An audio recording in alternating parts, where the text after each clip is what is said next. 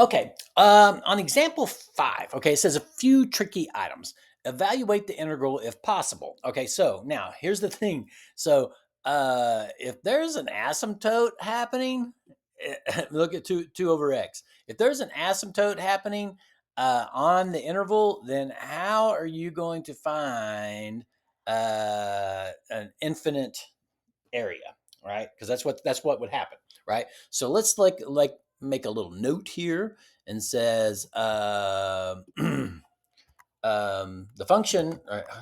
Yeah, okay.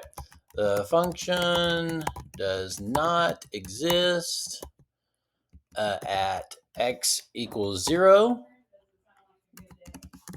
Therefore, this integral is impossible to find. Okay. All right, now on example 6, though, this is an absolute value one. So there's a couple of different ways to go about this one. I did notice that Jean does it a very interesting way. She keeps the absolute value intact the entire time, and you can do it that way.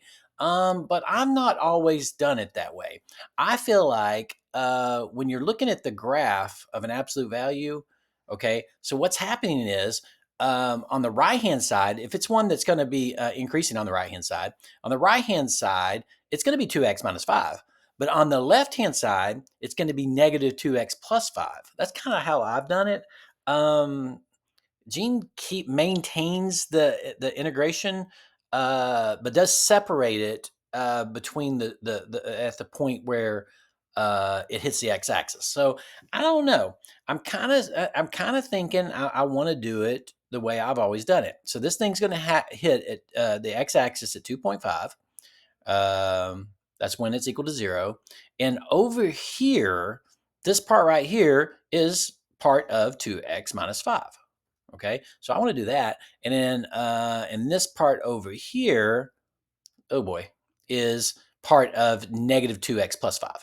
So that's kind of like that, what the absolute value did, right? And the moment where it changes is there at 2.5. Now, you could probably do some geometry on that, but let's do this using what I just said. So this integral is going to equal from 0 to 2.5, the integral of that, of the negative 2x plus 5 dx. All right, and then we're going to add the area from 2.5 to 4. And this one is regular old 2x minus 5 dx. Okay, so I don't know. That's just the way I've always done it. I can see her point on having this be the absolute value and then doing it that way. I guess, but this makes more sense to me since it's actually divided into 2. Now this should be symmetrical, but anyway, pretend like I did a good job. All right, so this part right here then is going to be negative x squared plus 5x, all right, evaluated from 0 to 2.5, all right, plus, and this part right here is going to be x squared, x squared, let's use parentheses here just so it looks good, all right, or the brackets. I'll use the brackets here. All right, and then this one's going to be x squared minus 5x, and that's evaluated from 2.5 to 4. Okay, probably gonna see, no, not in this case. I was about to say some symmetry, but that would be true if I was going to 5. All right, so let's continue with this. All right, so I'll have negative 2.5 squared plus 5 times 2.5, okay, minus 0, okay, right? Because once I substitute the 0 in for both of those, it's going to be nothing. And then plus fundamental theorem on this part, I'm going to have 4 squared minus 5 times 4, okay? And then minus 2.5 squared, I need a parentheses here, 2.5 squared minus 5 times 2.5. Okay, all right. And it looks like hers might have had a little less work, but that's okay. All right, so this is going to be negative 6.25 plus, and then that's what 5 of those is going to be what, 12 and a half, right? Yep, 12 and a half.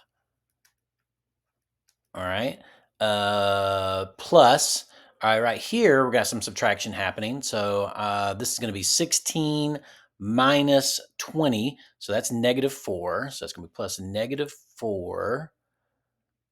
And then minus, and this is going to be 6.25 plus 12.5. Okay.